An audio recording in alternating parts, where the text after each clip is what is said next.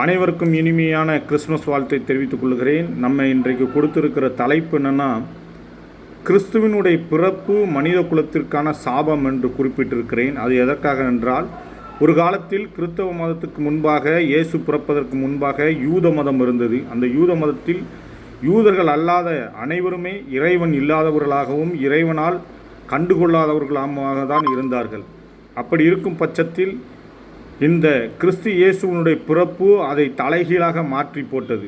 கிறிஸ்துவினுடைய பிறப்பானது என்ன செய்தியை சொல்ல வருகிறது என்றால், மனித இனத்திற்கான மொத்த சாபத்தையும் கொண்டு வந்துள்ளது.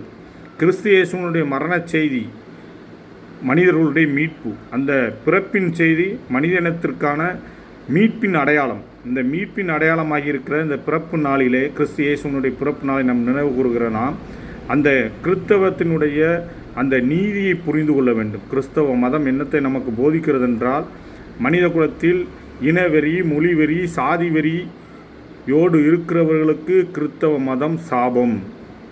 கிறிஸ்தவ மதம் சாபத்தை கொண்டு வந்திருக்கிறது. கிறிஸ்து இயேசுவினுடைய பிறப்பு சாபத்தை, மனித இனத்தின் மேல் சாபத்தை கொண்டு வந்திருக்கிறது. ஒரு காலத்தில் யூதர்களுக்கு மட்டுமே சாபமும் ஆசீர்வாதமும் இருந்தது. இறைவன் சொல்லுவதை அவர்கள் கேட்கவில்லை என்றால் இறைவன் அவர்களை சாபத்தினால் நிரப்பினார்.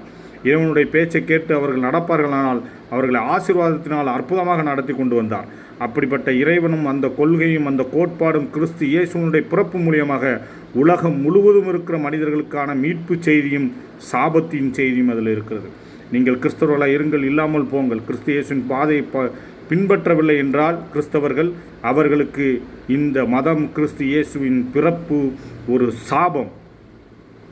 ஆனால் இன்றைக்கு யூதர்களுக்கு மட்டுமே கொடுக்கப்பட்ட ஆசீர்வாதங்களை கள்ளத்தனமாக ஊடுருவிய கள்ள போதகர்கள் இன்றைக்கு கிறிஸ்தவர்களுக்கு அந்த வாக்குத்தத்த வசனங்கள் என்று கொடுத்து கொண்டிருக்கிறார்கள். நன்றாக ஒன்று புரிந்து கொள்ளுங்கள்.